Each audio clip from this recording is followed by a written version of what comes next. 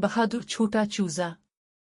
एक दफा का जिक्र है कि एक खूबसूरत से फार्म हाउस में कई मुर्गियां और एक नन्हा सा चूजा रहते थे। इस चूजे का नाम चार्ली था। चार्ली बहुत छोटा था, लेकिन इसके दिल में तजस्सुस भरा हुआ था। मुर्गियां दिन भर धूप में बैठती, अंडे देती और आपस में बातें करती थीं। चार्ली उनके साथ रहता, लेकिन हमेशा कुछ नया करने की कोशिश में लगा रहता। एक दिन अचानक तेज हवा चली और मुर्गी खाने का दरवाजा जोर से खुल गया।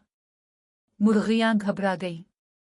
अगर लोमड़ी आ गई तो, हल्दी नामी बूढ़ी मुर्गी ने खौफ से कहा। लेकिन चार्ली आगे बढ़ा और बोला, फिक्र ना करो, मैं ठीक कर दूंगा। मुर्गियां हंसने लगे। तुम तो अभी बच्चे हो। लेकिन चार्ली ने परवाह नहीं की। वो भागकर भूसा, तिनके और लकड़ी के छोटे टुकड़े लाया और दरवाजा मुरम्मत करने लगा। मुर्गियां हैरत से देखती रह गईं। सूरज गुरूब होने तक चार्ली ने दरवाजा ठीक कर दिया। हल्दी ने कहा, शुक्रिया चार्ली, तुम वाकई बहुत बहादुर हो। अब मुर्गियां इससे सिर्फ एक छोटा चूजा नहीं बल्कि अपने मुर्गी खाने का हीरो समझती थी। इखलाकी सबक, हजम अहम नहीं, हौसला सब कुछ होता है।